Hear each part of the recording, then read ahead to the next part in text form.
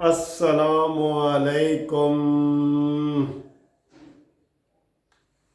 मेरे प्यारे भाइयों दोस्तों, कैसे हो? खैरियत है?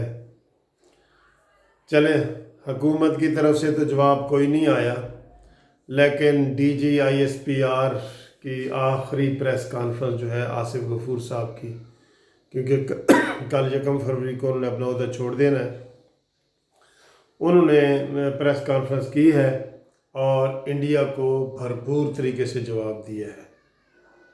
और यही मैं चाह रहा था, क्योंकि आप लोगों को याद होगा कि मैंने ये हफ्ता 10 दिन पहले एक वीडियो बनाई थी कि आसिफ के आर्मी चीफ, इंडिया के जो आर्मी चीफ हैं, उन्होंने बयान दिया था कि हम आज़ाद कश्मीर पर कब्ज़ा करेंगे और हमला करेंगे। आज़ाद कश्मीर पर, मैं मकबूजा कश्मीर की बात नहीं कर रहा।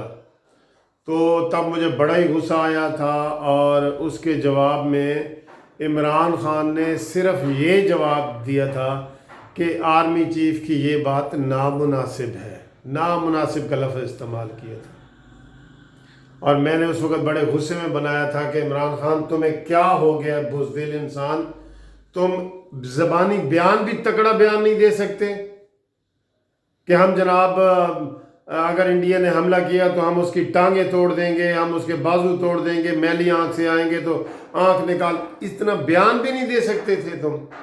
आपने कहा कि ये जी आर्मी चीफ का नामुनासिब बयान है, जिसका मैंने मजाक भी किया था। जैसे दो भाई आपस में लड़ते हैं उर्दू स्पीकिंग वाले, तो वो कहते हैं ईद के मार के देख, ईद के मार के देख, और वो उसने गाली दी उसकी वालदा को, तो उसने आगे से जवाब ये दिया कि भाई देखें, मेरी वालदा को आपने गाली दी है ना, अब मैं भी आपकी वालदा माजदा मोहतरमा को बुरा भला कहूँगा।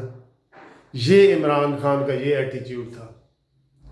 तो मैं ये चाह रहा था कि, क्योंकि ये जो इंडिया के आर्मी चीफ ने बयान दिया था आम बंदे का बयान नहीं था, तो ये बड़ा ज़बरदस्त उसने अपने हिसाब से बयान दिया था, और हमारे हिसाब से बड़ा ख़तरनाक बयान दिया था।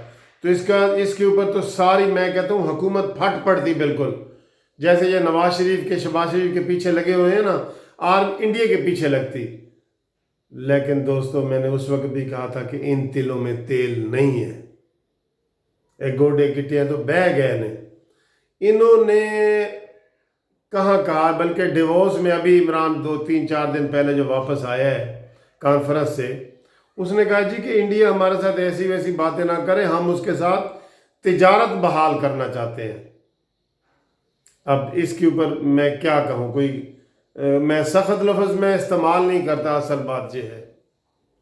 वरना ये इमरान ने जो कहा ना कि ये नामुनासिब है बयान, और मैं इंडिया के साथ तिजारत बहाल करना चाहता हूँ कश्मीर की मौजूदा सूरत हाल को देख कर, इसके बावजूद ये बयान, तो इस बयान पे इमरान खान के ख़िलाफ़ ठीक ठाक जो है ना वो बात बनती है, लेकिन मैं नहीं करता।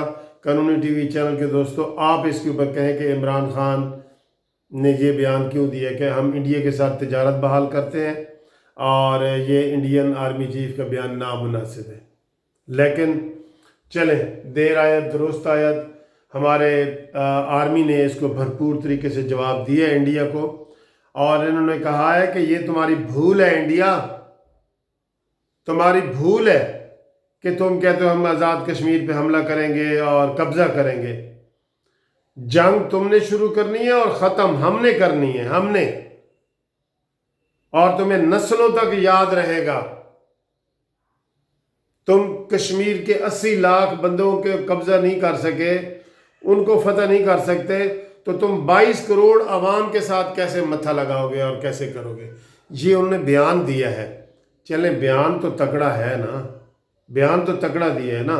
तो इसी तरह का बयान मैं चाह रहा था कि फैसल वाडा देता, मुराद सईद, जी हाँ वो देता, फैजुल हसन चौहान ये देता, ये शेख रशीद, जिनकी नवाज शरीफ के ख़िलाफ़ इतनी बड़ी ज़बानें हो जाती हैं और इधर सारे खामोश हैं। तो आर्मी चीफ के बिहाफ पे जो DGISPR जनरल गफूर ने बयान दिया है, हम उसको बहुत सपोर्ट करते हैं, اور سپورٹ کیوں نہ کریں، یہ تو میں ایسے پیار محبت میں کر رہا ہوں، ہم دل و جان سے ان کے ساتھ ہیں۔ انڈیا کے مقابلے پہ اگر کوئی ایسی بات ہو تو جناب پورا پاکستان یونائٹ ہے، اس بزدل عمران کی قیادت میں بھی یونائٹ ہو جائیں گے اگر انڈیا کے خلاف بات آتی ہے تو، ٹھیک ہے۔ تو یہ میں نے اس کے جو غفور صاحب نے بیان دیا ہے تو ان کے حوالے سے میں ایک شعر بھی کر دیتا ہوں اگر یاد آ گیا، کہ ہو رزم حق و باطل تو فولاد ہے مومن، اور ہو حلقہ یاراں، یہ شعر اس طرح، ہو حلقہ یاراں تو بریشم کی طرح نرم، اپنے دوستوں کا حلقہ ہو نا تو ہم ریشم ہو جاتے ہیں، ہو حلقہ یاراں تو بریشم کی طرح نرم، رزم حق و باطل ہو تو فولاد ہے مومن۔ Thank you for subscribing.